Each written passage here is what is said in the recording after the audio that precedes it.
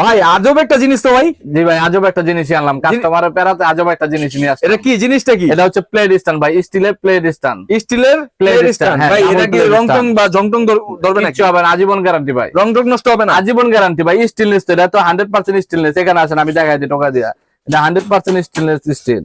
ওকে, এর প্লেট কয়টা রাখছেন ভাই? প্লেট রাখছি আমি, বগি প্লেট রাখা যাবে এখানে 12টা, আর 10 প্লেট যদি আপনাদের রেগুলার যে প্লেট এটা রাখতে পারবেন 24টা। 24টা রাখা যাবে? 24টা রাখা যাবে। যেমন আমি এখানে দেখেন, আমি এখানে এই প্লেটটা রাখছি ডাবল, দুইটা, এই যে খেয়াল করেন, এখানে রাখছি দুইটা।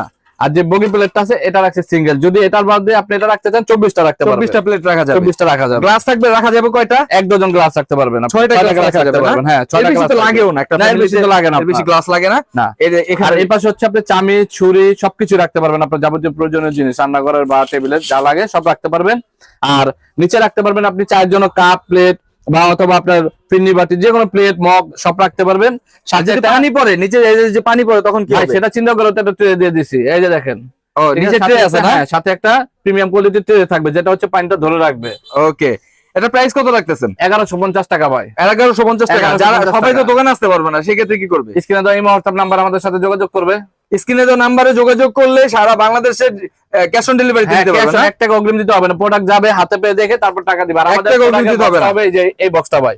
এটা বক্স? হ্যাঁ, বক্সটা হাতে পেয়ে খুলবে, খুলে তারপর দেখে তারপর টাকা দিবে ভাই, তার আগে টাকা দেওয়া লাগবে না। ওকে, বক্স হাতে পেয়ে তারপর দেখে তারপর টাকা দিবে নাকি?